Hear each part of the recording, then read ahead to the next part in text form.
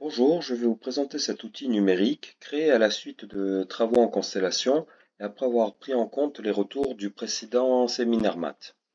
Alors cet outil se compose de trois parties.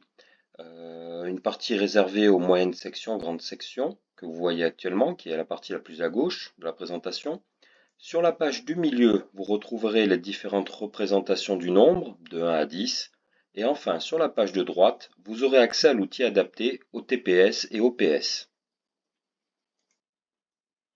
La présentation du rituel est elle-même décomposée en trois parties distinctes.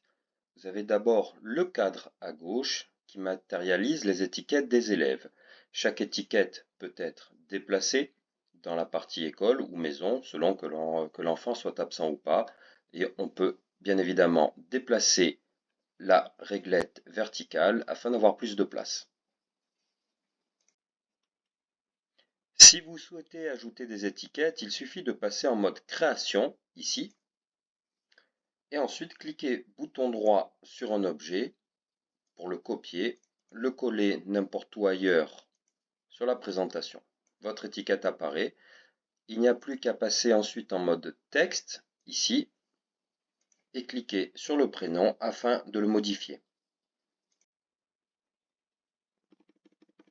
Quand vous avez terminé votre modification, n'oubliez pas de repasser en mode actif et de bien remettre le mode curseur pour pouvoir déplacer les éléments.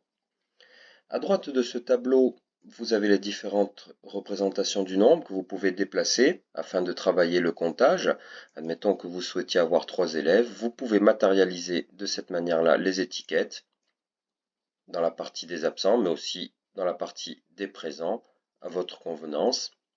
Vous pouvez bouger n'importe quelle représentation du nombre, et certaines se superposent également. Il est également possible d'agrandir certaines représentations. Pour ce faire, vous cliquez simplement sur l'objet, ainsi que sur l'icône Agrandir l'objet ici présent.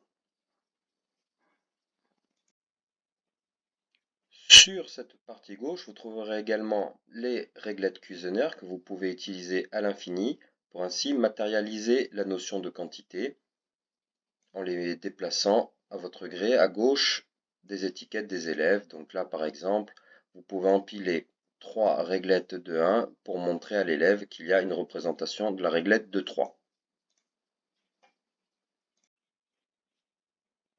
Vous pouvez également supprimer un objet en cliquant bouton droit dessus et en choisissant l'option supprimer. Vous pouvez déplacer les autres objets n'importe où sur votre écran.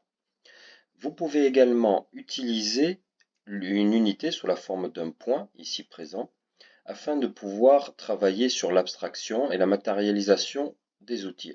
Alors, il peut y avoir parfois des petits problèmes de superposition d'objets. Dans ce cas-là, il vous suffit de cliquer sur la réglette ici, avec le bouton gauche, et ensuite sur l'option renvoyer, qui est là, afin de la mettre en arrière-plan et de bien représenter les unités intermédiaires. Vous pouvez ensuite, une fois que les élèves ont bien représenté le 3, remettre en avant en cliquant jusqu'à faire disparaître ces objets-là.